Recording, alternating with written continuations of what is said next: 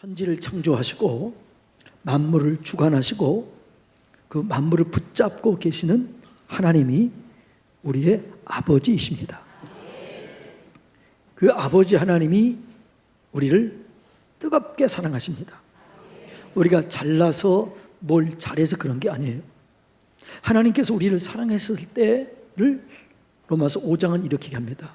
너희가 경건치 않았을 때에, 너희가 죄인 되었을 때에, 너희가 원수 되었을 때에 하나님께서 그 아들 예수를 우리를 위해서 대속해 죽게 하심으로 하나님께서 우리에 대한 자기의 사랑을 확증했다라고 말합니다. 여러분, 이 사랑이 깨달아지길 바랍니다. 로마서 8장 32절에 이렇게 말합니다. 자기 아들을 아끼지 아니하시고 주시니가 어찌 그 아들과 함께 우리에게 좋은 것을 주시지 않겠느냐. 여러분, 하나님은 우리가 하나님의 자녀이기 때문에 좋은 것 주길 원하십니다. 이 좋은 것이 그럼 뭘까요? 이 좋은 것 주길 원하는데 좋은 게 뭔가를 알아야죠. 마태복음 7장에 보면 이렇게 합니다. 너희가 악할지라도 자녀에게 좋은 것으로 줄 알거든 하물며 하늘에 계신 너희 아버지께서 구하는 자에게 좋은 것으로 주시지 않겠느냐. 이 좋은 것을 주시겠다는 거예요? 안 주시겠다는 거예요? 주시겠다는 거예요. 근데 누가복음 11장에 이렇게 합니다. 너희가 악할지라도 자녀에게 좋은 것을 줄 알거든 하물며 너희 하늘 아버지께서 구하는 자에게 성령을 주시지 않겠느냐. 이게 좋은 걸 주시는데 그 좋은 게 뭐예요? 성령이에요. 할렐루야. 하나님께서 우리에게 성령을 주시길 원합니다. 성령이 우리에게 임하면 평강이 임하게 되는 거죠. 예수님께서 부활하시고 불안하고 두렵고 떨고 있었던 제자들에게 나타나서 요한복음 20장 19절 22절 계속해서 반복적으로 얘기하는데 내가 너희에게 평강을 주노라. 내가 너희에게 평강을 주노라. 성령 안에서 평강을 주신다라고 말합니다. 두 번째, 성령께는 우리에게 능력을 주시고 권능을 주시는 줄로 믿습니다. 오직 성령이 너희에게 임하시면 너희가 권능을 받고, 할렐루야. 이 권능이 뭐냐 그러면 죄를 이기게 합니다. 세상을 이기게 합니다. 마귀를 이기게 합니다. 질병을 이기게 합니다. 내 자신을 이기게 합니다. 이 이기게 하신 은혜를 누리시기를 바랍니다. 그러기 전제 조건이 있어요. 뭐예요? 내가 하나님과 함께 하는 것입니다. 내 안에 하나님이 계시게 하는 것입니다. 그러니까 하나님의 사람들은 언제 하나님과 동행했습니다. 그때 하나님께서 그들과 함께 하셨고 그들을 축복의 통로, 복의 근원으로 사용하셨습니다. 아브라함, 이삭, 요셉, 다니엘, 다윗 모두가 다 그들 하나님과 함께하는 사람들이었고 그들을 통해서 그 주변이, 그 나라가, 그의 가정이 복을 받았습니다. 여러분, 우리에게는, 예수 그리스도 안에 있는 우리에게는 저주가 떠나고 축복의 유전자가 새롭게 생기게 된 겁니다. 새로운 존재적인 변화로 바뀌게 된 겁니다. 갈라디아서 3장 13절 14절 다 같이 읽습니다. 그리스도께서 우리를 위하여 저주를 받은 바 되사 율법의 저주에서 우리를 속량하셨으니 기록된 바 나무에 달린 자마다 저주 아래 있는 자라 하였습니다. 이는 그리스도 예수 안에서 아브라함의 복이 이방인에게 미치게 하고 또 우리로 하여금 믿음으로 말미암아 성령의 약속을 받게 하려 하십니다. 아멘. 예수 그리스도를 통해서 아브라함의 복이 우리에게 임하게 됐는데 그 아브라함의 복이 뭐예요? 성령의 약속을 받게 된다고 그랬잖아요. 이 성령의 약속이 뭐라고요? 평강과 이기게 하는 능력입니다. 이 성령 안에서 우리의 유전인자가 바뀌어지게 된 거예요. 그동안 우리 속에는 저주의 유전인자가 있었습니다. 그러나 이제는 우리에게 축복의 유전인자로 바뀌어지게 되는 줄로 믿습니다. 그런즉 누구든지 그리스도 안에 있으면 새로운 피조물이라. 이전 것은 지나갔으니 저주는 지나갔으니 보라 새 것이 되었도다. 여러분, 이 유전인자를 깨달으시기 바랍니다. 이 유전인자를 잘 키워내야 될 줄로 믿습니다. 그럼 어떻게 하면 이런 은혜, 이런 능력을 경험하며 살 수 있느냐라는 거죠. 오늘 1장 8절은 이렇게 합니다. 이 율법책을 내 입에서 떠나지 말게 하며, 이렇게 말합니다. 하나님의 말씀이 내 입에서 떠나지 않도록 해야 될 줄로 믿습니다. 여러분, 이 말씀이 중요합니다. 제가 요즘에 계속 말씀에 대해서 얘기하잖아요. 지난주에도 말씀에 대해서 얘기했잖아요. 이 말씀이 왜 중요하냐 하면 말씀으로 천지를 창조하셨습니다. 말씀으로 히브리서 1장 3절에 보면 말씀으로 예수님이 이 천지를 붙잡고 있다라고 말합니다. 말씀을 보내어서 우리를 위험한 지경에서 고치신다라고 말합니다. 말씀은 살았고 운동력이 있어서 우리를 치료하시고 변화시킨다라고 말합니다. 더구나 더 중요한 것은 말씀이 육신이 되어 오신 분이 예수 그리스도입니다.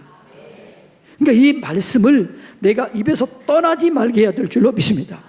가장 중요한 것은 내 생각이 달라져야 됩니다. 상황에 따라 말하지 말고, 환경에 따라 말하지 말고, 내 느낌대로 말하지 말고 하나님의 말씀을 따라 말하시기 바랍니다. 믿음을 따라 말하시기 바랍니다. 믿음대로 선포하시기를 바랍니다. 예, 그럴 때 이 말이 바뀔 때 역사가 일어나게 되는 거지요. 그러니까 하나님의 말씀을 붙잡고 이 말씀대로 말해야 돼요. 말씀을 인정하고 말씀을 시인하고 그 말씀을 선포할 때 우리 가운데 말씀의 역사가 일어나게 되는 것입니다. 예. 그러니까 우리의 능력은 말씀의 능력이에요.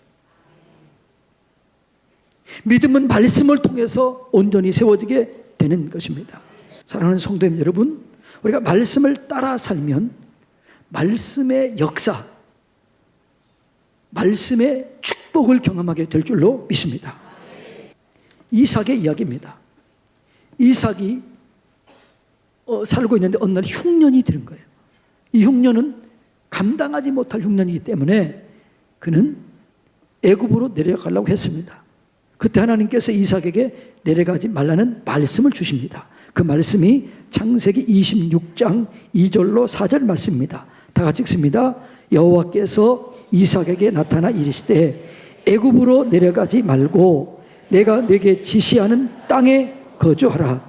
이 땅에 거류하면 내가 너와 함께 있어 네게 모든 복을 주고 내가 이 모든 땅을 너와 네 자손에게 주리라. 내가 내 아버지 아브라함에게 맹세한 것을 이루어 내 자손을 하늘의 별과 같게 번성하게 하며 이 모든 땅을 내 자손에게 주리니 내 자손으로 말미암아 천하 만민이 복을 받으리라. 너 이 땅을 떠나지 말고 이 땅에 거주하면서 이 땅에서 농사를 지어라, 이렇게 말씀했습니다.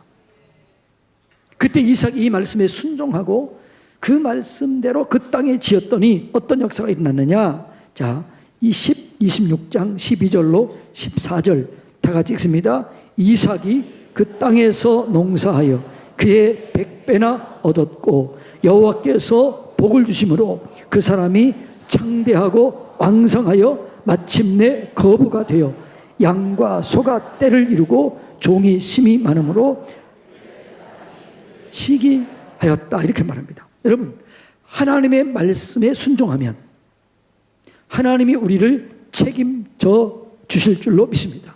그러니까 2020년도 여러분이 하나님의 말씀을 입에서 떠나지 말게 함으로 하나님께서 예비해 놓으신 그 축복을 누리시기를 주님의 이름으로 축복합니다. 환경에 눌리지 말고, 상황에 눌리지 마시고, 내 육체의 질병에 눌려있지 마시고 말씀으로 이겨내서 승리하시기를 축복합니다. 그러니까 그러기 위해서는 이 말씀을 내 입에서 떠나지 말게 해요. 이 말씀을 계속 선포해야 돼요. 두 번째로 뭐냐 그러면 이 율법책을 내 입에서 떠나지 말게 하고, 두 번째는 뭐라고요? 주야로 묵상하여라고 말합니다. 하나님의 말씀을 묵상하라, 이렇게 얘기합니다. 묵상이 형통의 비결입니다. 묵상한다는 말은 되새김질한다, 이런 뜻입니다. 이 말은 무슨 말이냐면 이 하나님의 말씀이 내 안에 온전히 들어오게 한다는 거죠. 이 말씀이 내 삶 속에서 에너지가 되게 하는 거예요. 이 말씀이 내 것이 되게 하는 거예요. 여러분, 하나님의 말씀이 내 것이 될 때 그 말씀의 영광을 경험하게 될 줄로 믿습니다. 그러니까 우리의 기도 응답은 말씀이 내 안에 들어와 역사할 때 응답이 되는 것입니다. 너희가 내 안에, 내 말이 너희 안에 거하면 무엇이든지 원하는 대로 구하라. 그리하면 이루리라. 그러니까 말씀이 내 안에 내 것이 되어야 돼요. 내가 말씀을 소유해야 돼요. 말씀이신 하나님이 나를 소유해야 돼요. 그때 역사가 일어나게 될 줄로 믿습니다. 말씀이 곧 하나님이고 말씀이 곧 예수님이기 때문에 내가 말씀이 내 것이 되어야 되고 내가 그 말씀 안에 거해야 될 줄로 믿습니다. 그러니까 그래서 이 말씀을 계속 묵상해야 돼요. 계속 되새김질해야 돼요. 어느 때까지요? 내게 이 말씀이 능력이 되고 이 말씀이 에너지가 될 때까지 계속 묵상해야 될 줄로 믿습니다. 그럼 이 묵상을 통해서 우리는 뭐냐? 그러면 승리의식을 갖게 됩니다. 두려움이 떠나게 됩니다. 여러분, 믿음의 반대가 두려움입니다. 사단은 우리에게 두려움을 줘서 염려를 줘서 무너지게 합니다. 우리는 때로 기도해도요 응답이 안 될 때가 있어요. 그때 더 강하게 기도해야 될 줄로 믿습니다. 그때 우리는 두려움이 오는 거예요. 하나님이 나를 버렸는가? 하나님이 나를 떠났는가? 응답이 안 되는가? 그때 하나님께서 말합니다. 너는 두려워 말라. 내가 너와 함께함이니라. 놀라지 말라. 나는 너의 하나님이 됨이라. 내가 너를 굳세게 하리라. 참으로 나의 의로운 오른손으로 너를 붙들리라. 할렐루야. 여러분, 하나님의 말씀이 우리 가운데 임하게 되면 확신이 들어옵니다. 두려움이 사라집니다. 근심이 사라집니다. 그래서 이 묵상을 통해서 두려움을 이겨내고 승리의식을 가져야 될 줄로 믿습니다. 묵상을 통해서 지혜를 얻게 되는 것입니다. 여러분, 다니엘이라고 하는 사람은 하나님의 말씀을 묵상하는 자들이었습니다. 말씀에 따라 살려고 하는 자였습니다. 그때 그 다니엘에게 복을 줬는데 성경은 이렇게 합니다. 다니엘에게 모든 학문을 통달하는 능력을 주었다. 거기에 있는 모든 사람들보다 10배나 지혜를 더하게 하셨다. 지혜의 근본이 누구입니까? 하나님이십니다.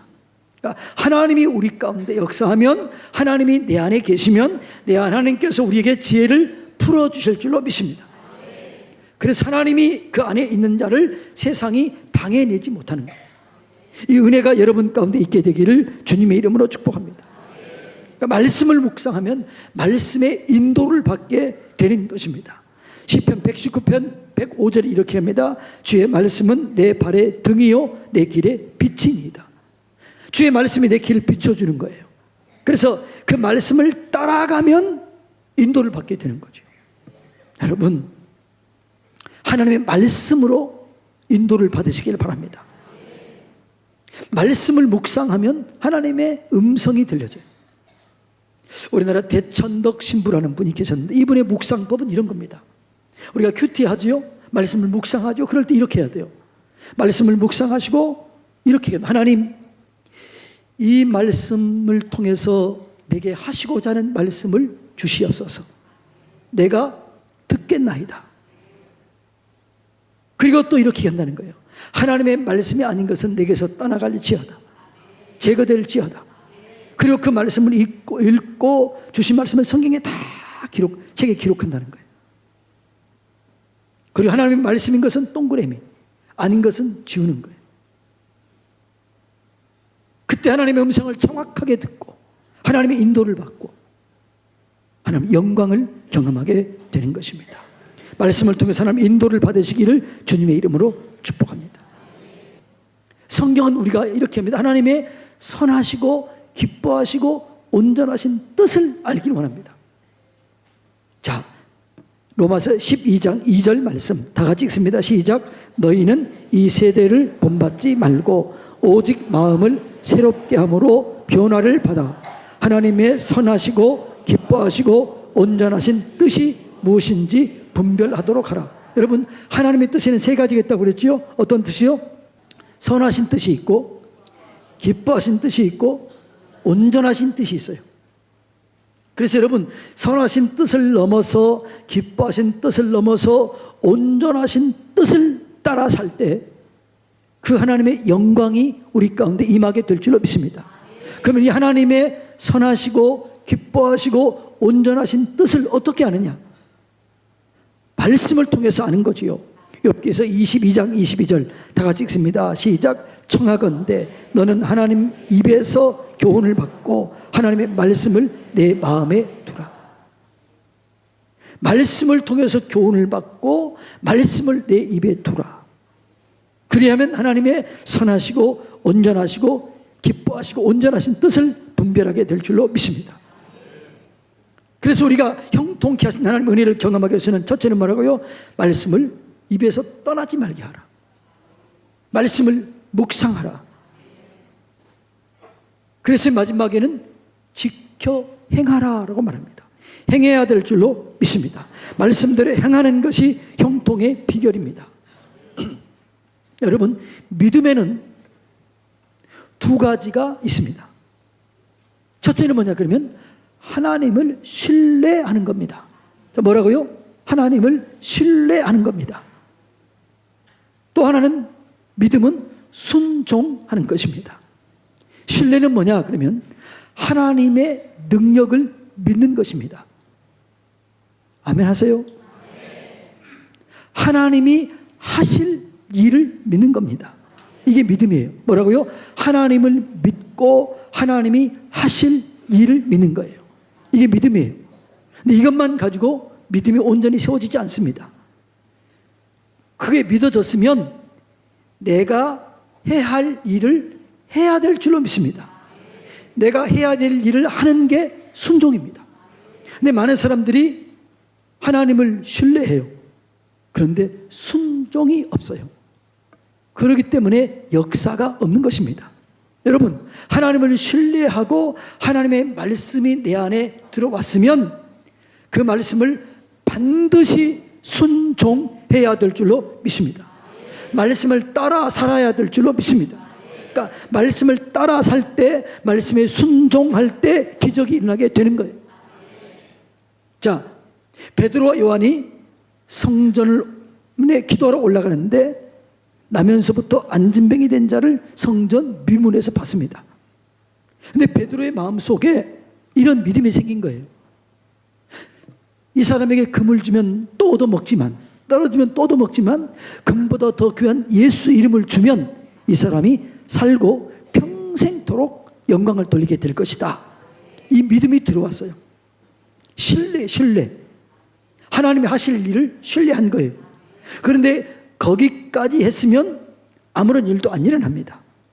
근데 그렇게 믿고 베드로와 요한이 그 사람의 손을 잡고 일으켜 세우면서 금과 은은 내게 없지만 내게 있는 것 내게 주노니 나사렛 예수 이름으로 일어나 걸으라 하고 손을 잡아 일으켰습니다.